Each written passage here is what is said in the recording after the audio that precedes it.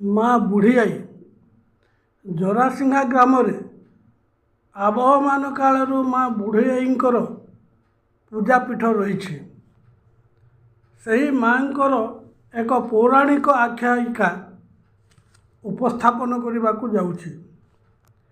ପ୍ରାଚୀନ କାଳରେ ନାଗ ଭୟରୁ ଉଦ୍ଧାର କରିବା ପାଇଁ ବ୍ରହ୍ମଦେବ ନିଜ ମନରୁ ଏକ ଦିବ୍ୟ କନ୍ୟା ଜାତ କଲେ। ମାନସରୁ ଜନ୍ମ ନେଇଥିବାରୁ ତାଙ୍କର ନାମ ମନସା ହେଲା। ପରବର୍ତ୍ତୀ କାଳରେ ସେ କଶ୍ୟପଙ୍କ କନ୍ୟା ରୂପରେ ବିଦିତ ହେଲେ। ସେ ଆଦି ପ୍ରକୃତିଙ୍କର ଅଂଶବିଶେଷ ଅଟନ୍ତି। ଯୋଗ ଶକ୍ତି ବଳରେ ସେ କୁଆଁରୀ ଅବସ୍ଥାରେ ଭଗବାନ ଶିବଙ୍କର କୈଳାସପୁରକୁ ଯାଇ 1000 ବର୍ଷ ତପସ୍ୟା କରିଥିଲେ। ମହାଦେବ ତାଙ୍କୁ ପ୍ରସନ୍ନ ହୋଇ ଜ୍ଞାନ ଯୋଗର ଦୀକ୍ଷା ଦେଇଥିଲେ। ମୃତ ସଞ୍ଜୀବନୀ ବିଦ୍ୟା ମଧ୍ୟ ପ୍ରଦାନ କରିଥିଲେ। ତା ସହିତ ଶ୍ରୀକୃଷ୍ଣଙ୍କୁ ସାକ୍ଷାତକାର ପାଇଁ ଓଂ ଶ୍ରୀଂ ହ୍ରୀଂ କ୍ଲିଂ କୃଷ୍ଣାୟ ନମଃ ମନ୍ତ୍ର ଜପ କରିବା ପାଇଁ ଉପଦେଶ ଦେଲେ। ଶିବଙ୍କଠାରୁ ମେଲାଣି ମାଗି ପୁଷ୍କର ତୀର୍ଥରେ 3 ଯୁଗ ଧରି ତପସ୍ୟା କଲେ। 425,000 ବର୍ଷରେ ଗୋଟିଏ ଯୁଗ ହୋଇଥାଏ। 2 ଯୁଗରେ ଗୋଟିଏ ଦ୍ୱାପର ଯୁଗ ଓ 3 ଯୁଗରେ ଗୋଟିଏ ତୃତୀୟା ଯୁଗ, 4 ଯୁଗରେ ଗୋଟିଏ ସତ୍ୟ ଯୁଗ ହୋଇଥାଏ।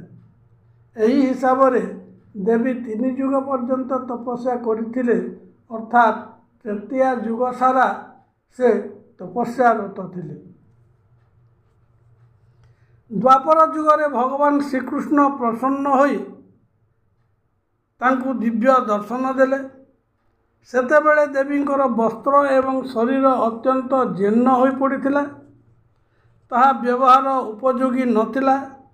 ତେଣୁ ପରମ ଦୟାଳୁ ଭଗବାନ ଶ୍ରୀକୃଷ୍ଣ ତାଙ୍କ ନାମ ଜରତ୍କାରୁ ଅର୍ଥାତ୍ ଜରା ଦେବୀ ବା ବୁଢ଼େଇ ନାମ ରଖିଲେ ଏବଂ ନିଜେ ତାଙ୍କର ପୂଜା ଆରାଧନା କଲେ। ଶ୍ରୀକୃଷ୍ଣଙ୍କର ପ୍ରସାଦରୁ ମାତା ଜରା ଦେବୀ ଜଗତ୍ ବନ୍ଦନୀୟ ବର ଲାଭ କଲେ। ଭଗବାନ ଶଙ୍କର ଆଦି ଦେବତାମାନେ ମଧ୍ୟ ତାଙ୍କୁ ପୂଜା କଲେ। 3 ଲୋକରେ ସେ ଜରା ଦେବୀ ବା ବୁଢ଼େଇ ନାମରେ ପ୍ରସିଦ୍ଧ ହେଲେ। ଶ୍ରୀକୃଷ୍ଣଙ୍କ ଠାରୁ ବୁଦ୍ଧି ବିଦ୍ୟା ଓ ସିଦ୍ଧି ଲାଭ କରି ମହର୍ଷି କଶ୍ୟପଙ୍କ ନିକଟକୁ ଗମନ କଲେ। ମହର୍ଷି କଶ୍ୟପ ନିଜ କନ୍ୟାକୁ ମହାନ ଯୋଗୀ ଜରତ୍କାରଙ୍କୁ ବିବାହ କରାଇଦେଲେ। ଜରତ୍କାର ଭଗବାନ ଶ୍ରୀକୃଷ୍ଣଙ୍କର ଅଂଶ ଅବତାର ଥିଲେ ଏବଂ ସାକ୍ଷାତ୍ କୃପାର ସାଗର ଥିଲେ। ଠିକ୍ ତଦ୍ରୂପ ଭଗବତୀ ଜରା ଦେବୀ ବା ବୁଢ଼ୀଆଈ ଆଦି ପ୍ରକୃତିଙ୍କର ଅଂଶ ସମ୍ଭୂତା ଥିଲେ। ଉଭୟେ ଦିବ୍ୟ ସଂଯୋଗ ଲାଭ କଲେ। ଥରେ ମହର୍ଷି ଜରତ୍କାରୁ ନିଜ ପତିପରାୟଣା ଦେବୀ ବୁଢ଼େଇଙ୍କ କୋଳରେ ଶୟନ କରିଥିଲେ। ଅଳ୍ପ ସମୟ ପରେ ସନ୍ଧ୍ୟା ଆଗମନ ହେତୁ ସୂର୍ଯ୍ୟଦେବ ଅସ୍ତାଚଳକୁ ଗମନ କଲେ। ପରମ ସାଧ୍ୱୀ ଜରା ଦେବୀ ଏକ ଧର୍ମ ସଙ୍କଟରେ ପଡ଼ିଗଲେ। ସେ ମନେ ମନେ ଚିନ୍ତା କଲେ, ପ୍ରତିଦିନ ସନ୍ଧ୍ୟା ବନ୍ଦନ କରିବା ବ୍ରାହ୍ମଣମାନଙ୍କର କର୍ତ୍ତବ୍ୟ କର୍ମ ଅଟେ। ଯଦି ମୋ ସ୍ୱାମୀଙ୍କର ନିଦ୍ରା ଭଙ୍ଗ ନ ହୁଏ, ସେ ଏହି ପୁଣ୍ୟ କର୍ମରୁ ବଞ୍ଚିତ ହେବେ। କାରଣ ଶାସ୍ତ୍ରର ଏହି ନିୟମ ରହିଛି ଯେ ସକାଳ ଓ ସନ୍ଧ୍ୟା ବନ୍ଦନ ଉପଯୁକ୍ତ ସମୟରେ କରିବା ଉଚିତ, ନଚେତ୍ ଅପବିତ୍ର ହୋଇ ପାପର ଭାଗୀଦାର ହୁଅନ୍ତି। ମୁଁ ତାଙ୍କୁ ଜାଗ୍ରତ ନ କଲେ ମୋତେ ହିଁ ଦୋଷାରୋପ କରିବେ।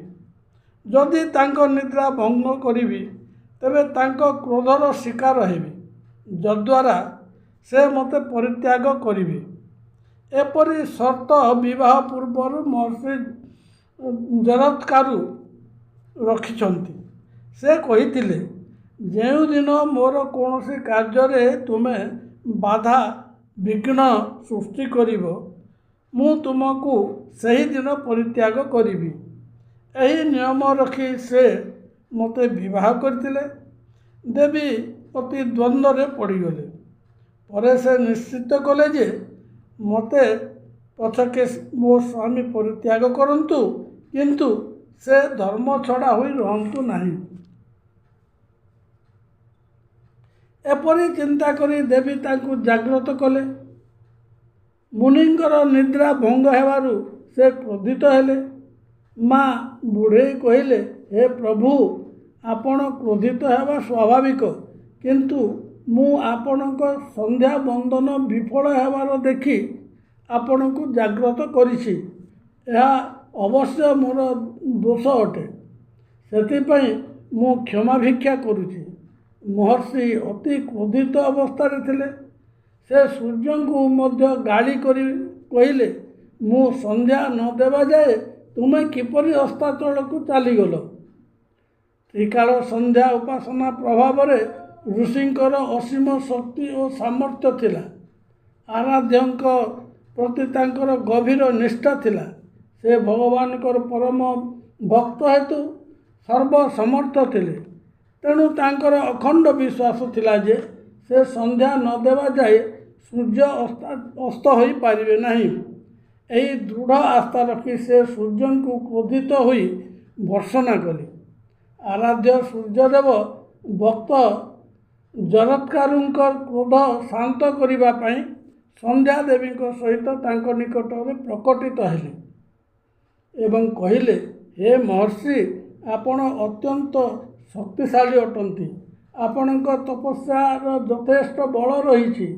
ଆପଣ ଭଗବତ ଭକ୍ତ, ନିଷ୍ଠାବାନ ଓ ଆଦର୍ଶ ପୁରୁଷ ଅଟନ୍ତି, କିନ୍ତୁ ଆପଣ କ୍ରୋଧିତ ହେବା ଉଚିତ ନୁହେଁ। ଆପଣଙ୍କର ଏହି ସାଧ୍ୱୀ ଦେବୀ ମହାନ ପତିବ୍ରତା ଅଟନ୍ତି। ଆପଣଙ୍କ ପ୍ରତି ତାଙ୍କର ଗଭୀର ନିଷ୍ଠା ଓ ପ୍ରେମ ରହିଛି। ଆପଣଙ୍କର ସନ୍ଧ୍ୟା ବିଫଳ ନ ହେବା ପାଇଁ ସେ ଆପଣଙ୍କ ନିଦ୍ରା ଭଙ୍ଗ କରିଛନ୍ତି। ତେଣୁ ଆପଣ ଏହାଙ୍କ ପ୍ରତି ପ୍ରସନ୍ନ ହୁଅନ୍ତୁ। ଯଦି ସେ ଏପରି କରିନଥାନ୍ତେ, ତେବେ ମଧ୍ୟ ନିଦ୍ରିତ ସ୍ୱାମୀଙ୍କୁ ଜାଗ୍ରତ କଲେ ନାହିଁ ବୋଲି ନିନ୍ଦା ପାଇଥାନ୍ତେ। ଆପଣ ମୋତେ ଦୋଷାରୋପ କରି କ୍ରୋଧିତ ହେବା ମଧ୍ୟ ଉଚିତ ନୁହେଁ, କାରଣ କ୍ରୋଧ ତପସ୍ୟା ଫଳକୁ ନଷ୍ଟ କରିଦିଏ। ସାଧୁ ସନ୍ଥଙ୍କର ହୃଦୟ ସଦା ନିର୍ମଳ ଓ ଲହୁଣୀ ପରି କୋମଳ ହୋଇଥାଏ। ଅତଏବ ଆପଣ ଶାନ୍ତ ରୁହନ୍ତୁ। ସୂର୍ଯ୍ୟଙ୍କର ମଧୁର କଥା ଶ୍ରବଣ କରି ମହର୍ଷି ଜରତ୍କାରୁ ପ୍ରସନ୍ନ ହେଲେ। ତାପରେ ସୂର୍ଯ୍ୟଦେବ ଯଥାସ୍ଥାନକୁ ଗମନ କଲେ। ମା ଜରାଦେବୀ ନାଗବଂଶକୁ କିପରି ରକ୍ଷା କଲେ ତାହା ପରବର୍ତ୍ତୀ ଭିଡ଼ିଓରେ ରହିଛି।